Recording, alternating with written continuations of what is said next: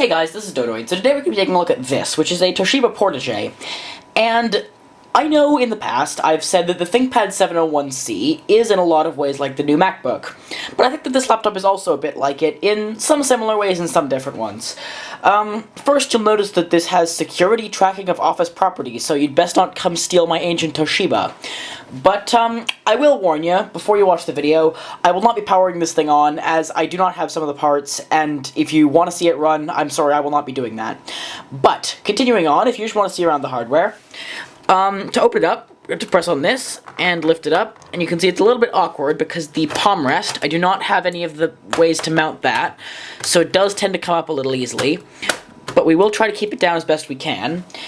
And you can see, first off, we do have something that you'd usually associate with a ThinkPad, and that is, of course, a pointing stick. I'd call it a track point, but obviously track point is the ThinkPad terminology for it. Down here we have the buttons for it, and since we are able to lift this up, I'll show you what's under here. Seemingly, it's just a slot for a hard drive that was removed by the previous owner. It looks pretty standard to me. There's also a PC card slot, should you desire 2 additional modems. There, you can run your BBS on it. Next, you're going to notice the keyboard, and apart from the pointing stick, as I mentioned earlier, the other thing you'll notice is that the travel distance, like on the MacBook, is very small.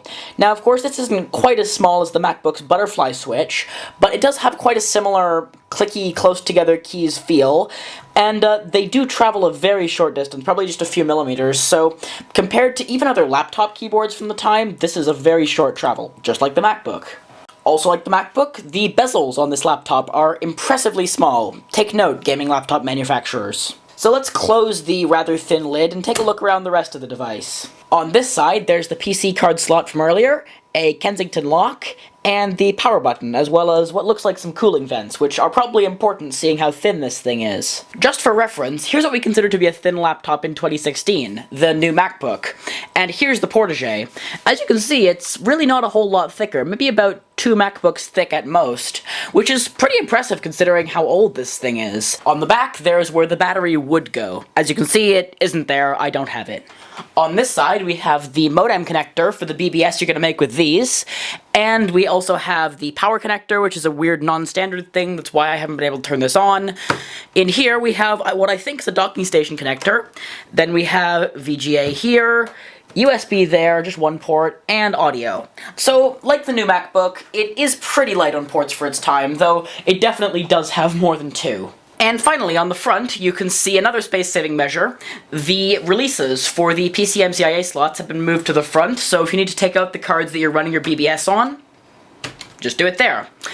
We also have infrared, which was popular at the time.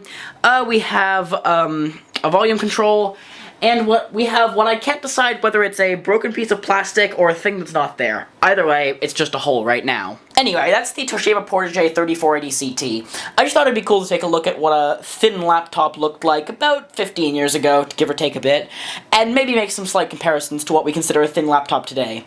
So, thanks for watching, bye.